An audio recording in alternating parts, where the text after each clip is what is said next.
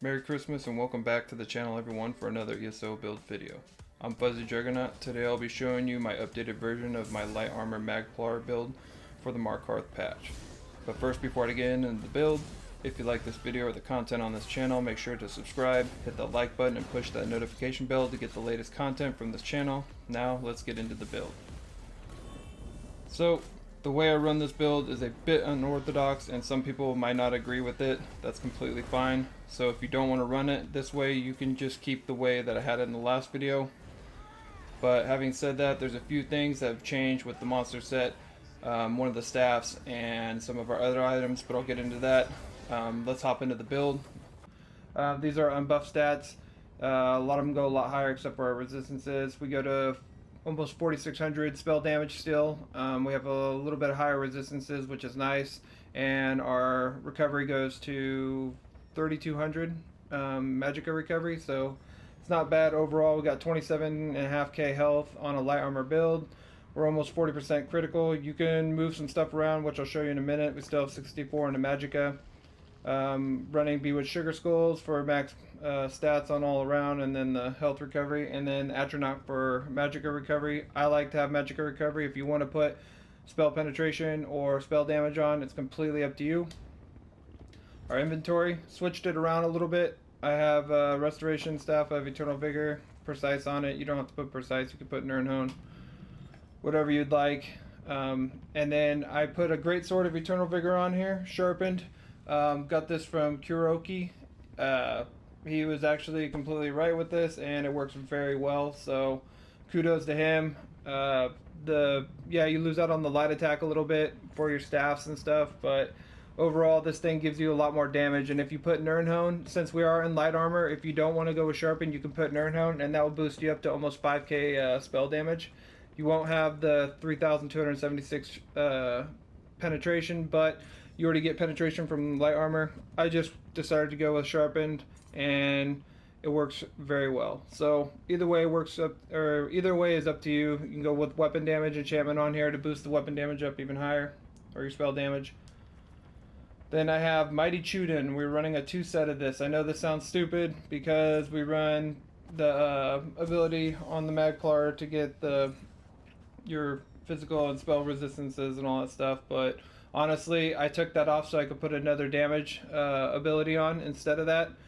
And it only really benefits you if you stand inside the rune, which, let's be honest, no one's really doing that. If you are, I guess you're just a tank, because I'm never inside the rune when I lay down my rune. So instead, I get more out of this. We're pretty much using this for the first and the second ability that you get from it. So the first line is the armor, and the second line is the health, which is really nice. Puts us up to that 27k mark, and then puts us almost to 2300 physical and spell resistances, which is also nice. And then, like I said, we can take off the celestial rune or whatever it's called and put on, we get it from here, so we don't really need to worry about it. It allows us to run another damage ability on our bars.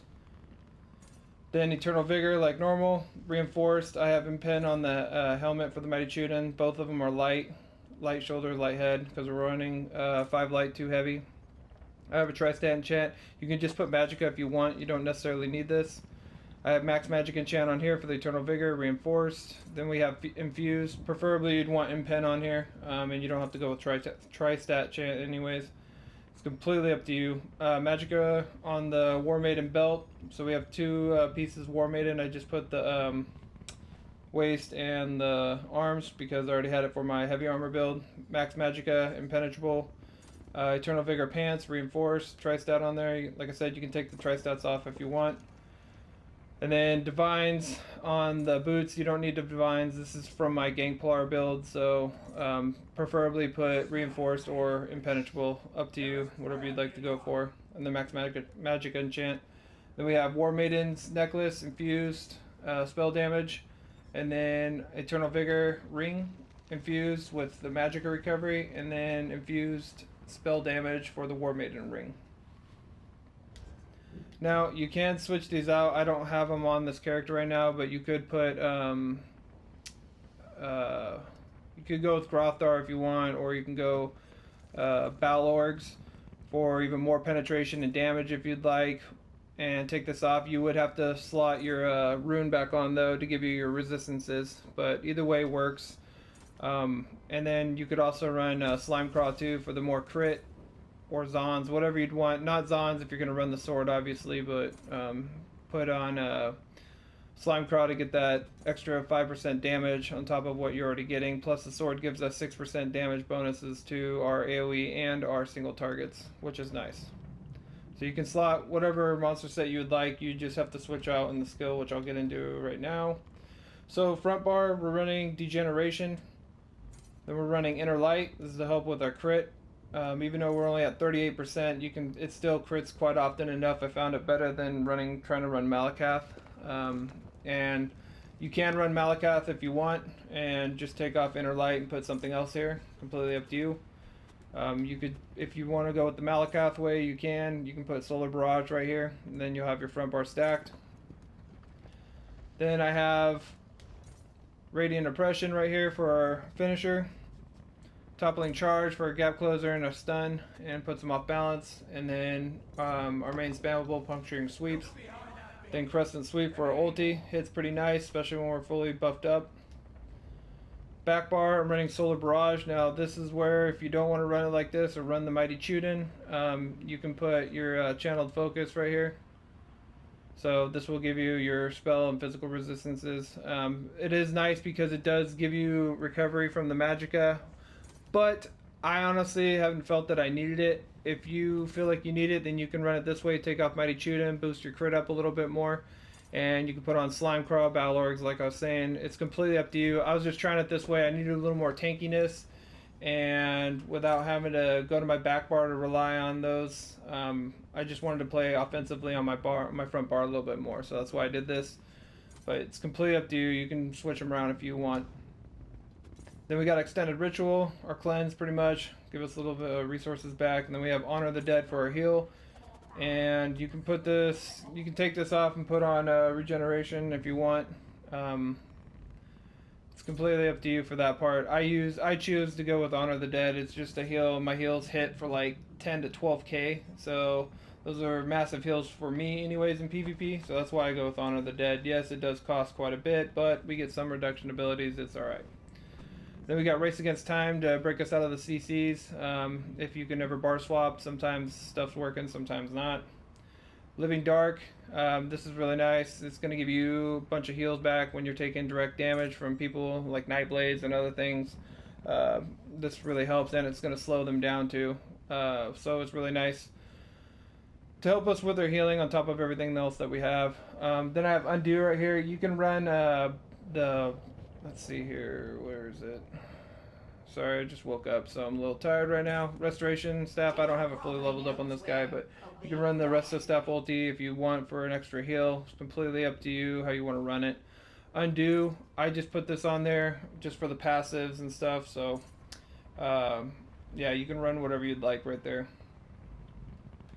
Now, like I said, if you want, you can take this off, put this on the front bar right here for Inner Light if you want to go with Malakath. There's multiple ways you can run this right now with this build. I've ran it a bunch of different ways. Right now, this is the most effective way while being on my front bar and not having to rely on being super squishy. So this is why I'm running it this way. So I figured I'd show you guys and update you and let you know. Champion points, I'm pretty sure are still the same.